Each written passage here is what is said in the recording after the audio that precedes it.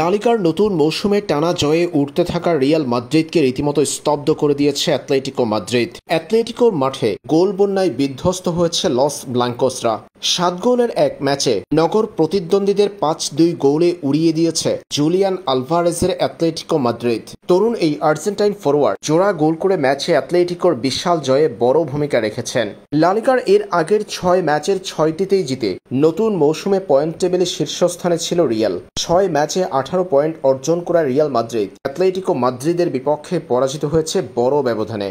ম্যাচের শুরুতে 14তম মিনিটে পিছিয়ে পড়ে রিয়াল। নরম্যান্ডের গোলে এগিয়ে যায় অ্যাটলেটিকো মাদ্রিদ। অবশ্যই সমতায় ফিরতে বেশিক্ষণ দেরি করেনি রিয়াল। গলিয়ারের বাড়ানো বল থেকে গোল করে রিয়ালকে সমতায় ফিরিয়েছেন এমবাপে।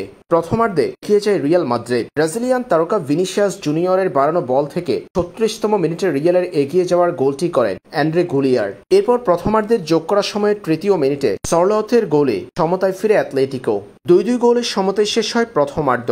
পরে দ্বিতীয়ার্ধে আর কোনো গোলের দেখা পায়নি রিয়াল। রিয়ালকে গোল বন্যায় ভাসিয়েছে জুলিয়ান আলভারেজ, আতোয়ান গ্রিজম্যানরা। ম্যাচের 51 ও 63তম মিনিটে 2 গোল করেছেন আর্জেন্টাইন তারকা জুলিয়ান আলভারেজ। 12 মিনিটের ব্যবধানে তরুণ এই আর্জেন্টাইনের 2 গোল। এরপর যোগ করা সময়ের 3য় মিনিটে অর্থাৎ ইনজুরি টাইমে জালের দেখা পেয়েছেন গ্রিজম্যান। ফরাসি ফরওয়ার্ডের গোলে অ্যাটলেটিকোর স্কোরলাইন হয় 5-2। আর বিশাল এই ব্যবধানে জয় নিয়ে মাঠ ছাড়ে অ্যাটলেটিকো।